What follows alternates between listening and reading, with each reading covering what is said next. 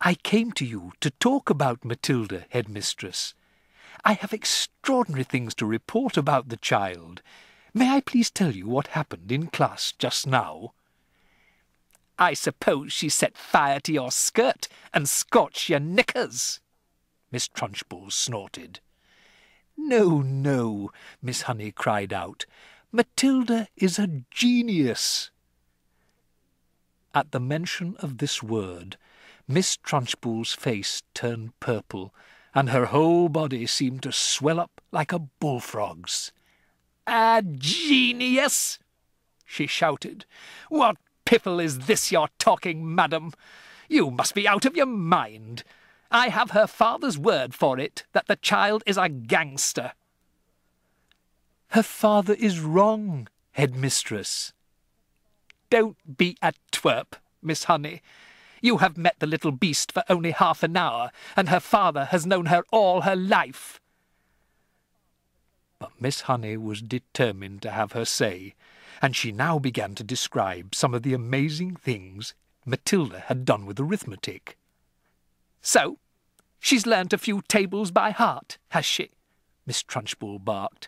"My dear woman, that doesn't make her a genius. It makes her a parrot."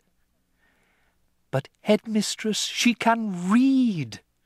"So can I," Miss Trunchbull snapped. "It is my opinion," Miss Honey said, "that Matilda should be taken out of my form and placed immediately in the top form with the 11-year-olds. "Ah," snorted Miss Trunchbull. "So, you want to get rid of her, do you? So you can't handle her?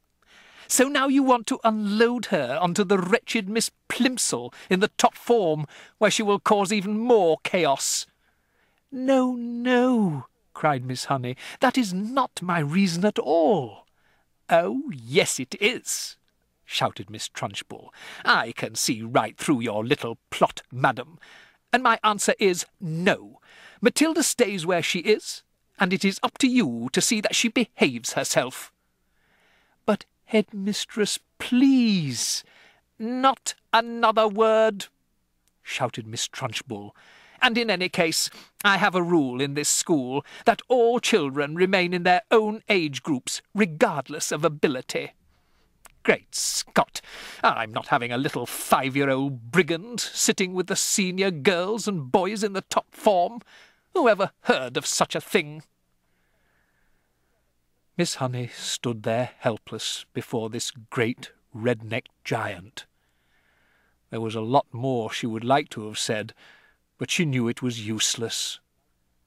She said softly, "Very well, then. It's up to you, headmistress." "You're darn right it's up to me," Miss Trunchbull bellowed. "And don't forget, madam, that we are dealing here with a little viper who put a stink bomb under my desk." "She did not do that, headmistress." "Of course she did it," Miss Trunchbull boomed. "And I'll tell you what. I wish to heavens I was still allowed to use the birch and belt as I did in the good old days.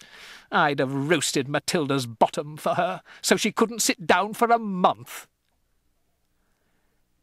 Miss Honey turned and walked out of the study, feeling depressed, but by no means defeated. "I'm going to do something about this child," she told herself. "I don't know what it will be, but I shall find a way to help her in the end."